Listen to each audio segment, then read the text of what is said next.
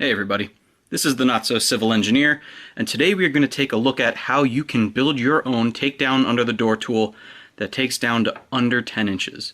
So if that sounds interesting, stick around. Okay, so to get this project started, we're going to need a few things from the hardware store. Namely, there are 3 items. The first of which is you are going to want threaded rod. Now this threaded rod is number 1024 in a 36-inch variety. I have 3 of them. This is more than I will need. However, these are cheap. I think each threaded rod was about $2, so for the 3 of them that was $6. Really, you can get away with getting 2. If you're going by thickness, like I said, these are number 1024s. I believe they are 3/8 of an inch.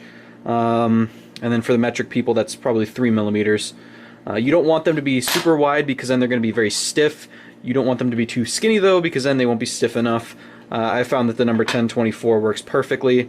And the other thing that you're going to need are coupling nuts. This is what's going to thread the threaded rod together. I like to get around 18 of these, so they come in packs of 3, so that's 6 packs more or less. This is going to be the thing that limits the thickness of your under door tool, so you have to make sure that the door that you're going under, it has at least this much clearance, because this is going to be the limiting section. And then the last thing that we're going to need is we're going to need some Loctite. I've got some Loctite red, so I don't plan on these things going anywhere once we get them all tightened down. So the first thing that we need to do is we need to cut all of our threaded rods into the proper sections. Okay. So the first thing that we are going to do is we are going to measure and cut our threaded rods into sections. I like to use 8-inch sections, so that would be, I've already marked mine. Since I have a 36-inch rod, it's 8-inch sections, which gives me 4 sections, and then a 4-inch remainder section, which is also useful later. So the first thing to do is just decide what size you want to use. I think 8 inches is good because then the takedown size is around just over 8 inches, which means that it fits nicely into bags and laptop cases and stuff. I think if you use a 12-inch section, it gets just a little bit too long to really have the benefit of this takedown format. So I think 8 inches is probably the best way to go. So in order to cut these, you can either use a wire cutter or a Dremel or whatever means or methods you have, a hacksaw. I'm going to use a Dremel just because that's going to leave nice clean lines for me, and so I won't have to come back and clean up those threads later. That leaves us with something looking like this. I'm going to clean up the ends, and then I'll have our first 8-inch section. I will continue to do that for all the other sections, and then I'll come back to you. Okay, so now that we have all of our threaded rods cut, what we're going to do is we are going to apply some of these couplers. So each threaded rod is going to have 2 couplers that are going to be Loctited in place. We will have one sitting on the end like that, half screwed on, and the other one is going to be sitting somewhere down here, fully threaded onto the rod.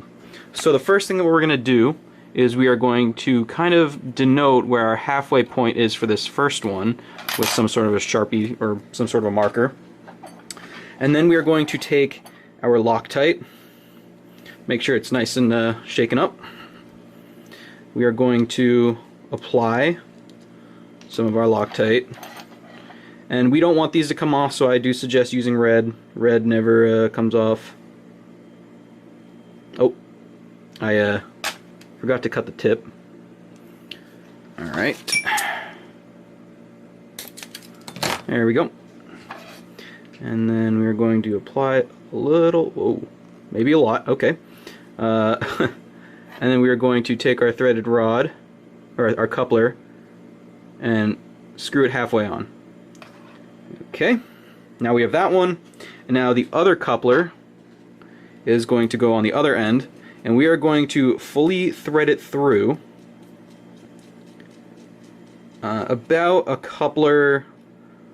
full coupler's length. So we want to be able to have a full coupler on there, and then we're going to take our Loctite and make a mess on our workstation surface and put that Loctite on there and then get that screwed on. So we should have something that ends up looking like this, where this threaded coupler is halfway on and this one is fully on, and they're both Loctited. Okay, so now we have cut and affixed the couplers to all of our sections. I have 5 8-inch sections and 1 4-inch sections, so that will give my main part of the stick 44 inches of vertical reach. You can have as many of these sections as you'd like for a door handle as high as you'd like to make it. However, I've found that you don't really need anything greater than 3 to 4 feet of reach. So I think that 5 of these plus a little 4-inch extender is perfect. The reason why you want this 4-inch extender is because let's say your door handle is kind of in between one of these 8-inch sections. It's not worthwhile to put an extra 8-inch section on, because then your the tip of your underdoor tool will be about 4 inches above the door handle, and that's going to cause a lot more bending and a lot more pulling of your string, and so that's where this little 4-inch in-betweener section comes in handy. So the next thing we're going to do is we are going to make the head and the handle of the underdoor tool. Okay, so once we have our tip section, this is just a 5-inch piece.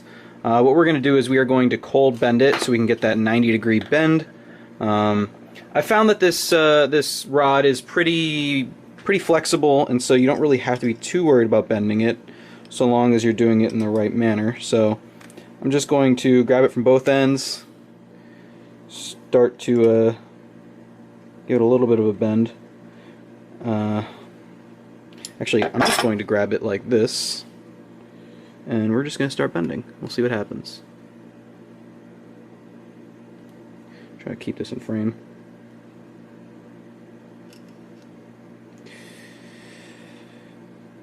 You want to be kind of gentle with your bend, because while it is a pretty forgiving material and it does bend quite well, it will snap if you're a little bit overzealous with it. So here we go. Nice little bend in there. It's basically 90 degree. If you want, you can kind of make it a little less than 90 degree. You don't want it to go past 90 degrees though. So that's going to be this piece. We're going to clean up this end. Actually, we're going to clean up both ends, and then we are going to affix the head to our underdoor tool. Okay, so now that we have the tip nice and chamfered like this, and the bottom is cleaned up a little bit, we're going to affix another one of these couplers. But what we're going to do is we're going to take a little loop. Now, mine's made out of wire, but you can make yours out of string if you want. And we're just going to thread that into the coupler like this, and that's going to sit at the end of our underdoor tool and allow us a lot better purchase, because the loop will be on the end of the string. So that is on there like this. What I am then going to do is grab a pair of pliers and just start screwing this handle into the head of the coupler. And that is going to hopefully lock our loop in place. Yeah, I can feel it getting tight. There we go. So now we have our loop.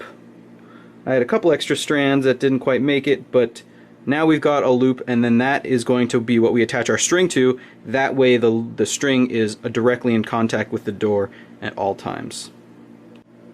Okay, so the last piece we're going to make is the handle. This is about a 16-inch piece that I've got here, and we are going to make 2 bends in order to make this the handle. The first one being a loop, which is going to act as the gripping portion of our handle. It's not super precise or anything.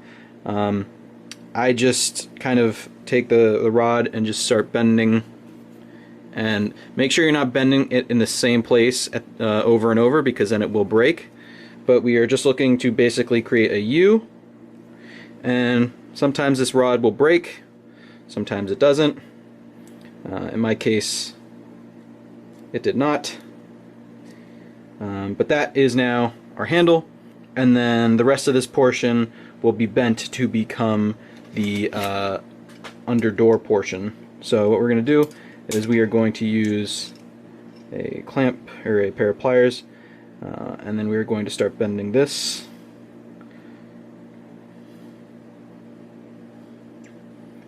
Something like that.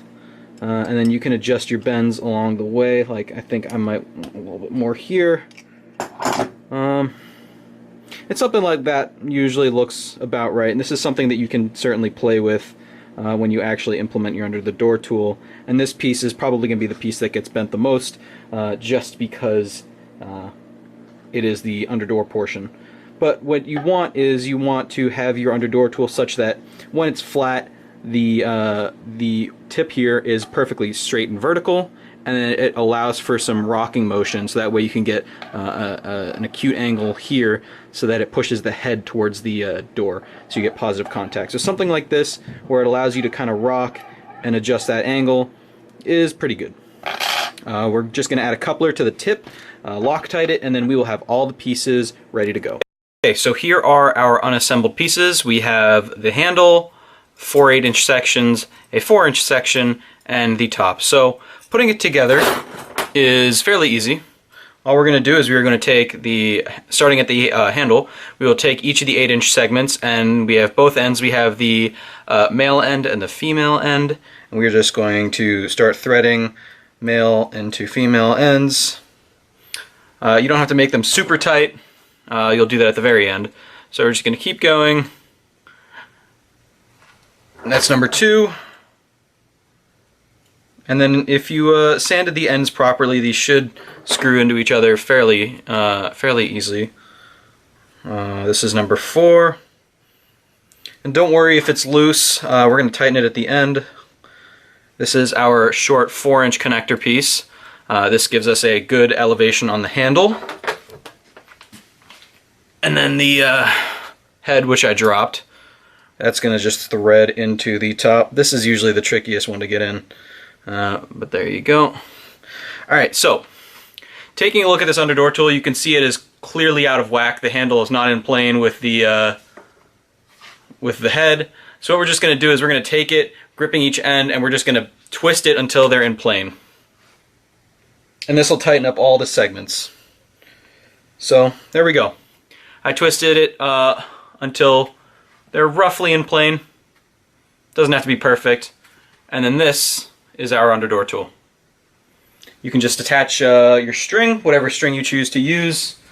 I, of course, am a big proponent of the 48-inch Keybaks. This one is the Kevlar version, and it goes on pretty easily. So it comes with this ring, and you can just thread the ring straight onto the end of your cable, and there you go. That's your string. So we've got a fully constructed under door tool ready to be used, and you can see it doesn't take too long to fully put together. You could probably get this down to under a minute. And then takedown is basically the same process. Now, since we did go ahead and tighten it along its length and really crank down on it, you might find that some of these sections are stuck pretty snugly. And so that's why we have fixed this second nut with red Loctite. So what you're going to do is you're going to take 2 pairs of pliers and then just reverse torque in each direction on those nuts, and then eventually they'll come loose. So that's all there really is to it. This is a pretty cheap project. It'll cost you anywhere from $5 to $15 depending on which pieces you already have, and it generates a pretty good quality tool that takes down pretty easily. So thank you all for watching. Have a great day. Stay tuned for next week when I teach you guys how to make an under the door tool belt. So there is an under the door tool that is concealed inside this belt, and I will show you guys how that works next week. So thank you all for watching. Have a great day.